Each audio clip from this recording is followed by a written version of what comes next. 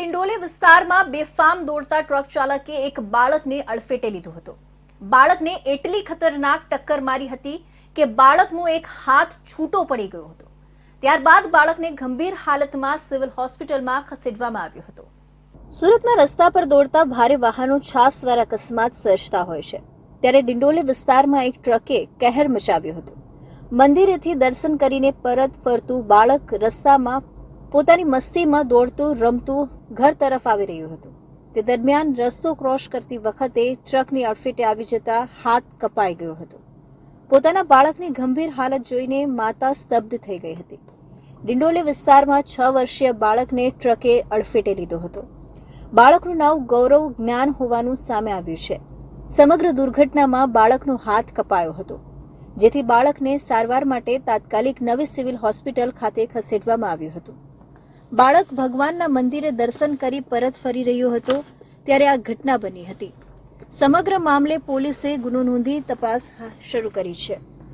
સમગ્ર અકસ્માતના દ્રશ્યો સીસીટીવીમાં કેદ થઈ ગયા હતા, જેમાં બાળક પોતાની મસ્તીમાં ઉતાવળા પગે રસ્તો ક્રોસ કરતો જોવા મળી રહ્યું છે।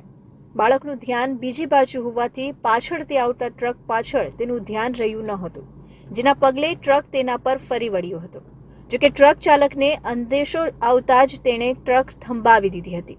જોકે ત્યાં સુધીમાં બાળકનો હાથ કચડાઈ ગયો હતો। આજરોજ ડિંડોલીના હરિનગર સોસાયટી પાસે લગભગ 8:45ની આસપાસ એક નાનું બાળક મંદિરમાં દર્શન કરીને પરત ફરતું હતું, રોડ ક્રોસ કરવા ગયું અને એ દરમિયાન એક આઈસર સાથે તેની અથડામણ થઈ હતી, જેમાં આઈસર હેઠળ એનો હાથ આવી જતા એનો હાથ કપાઈ ગયો હતો અને હાલમાં સારવાર અર્થે એ બાળકને સિવિલ હોસ્પિટલમાં લઈ જવામાં આવેલ છે।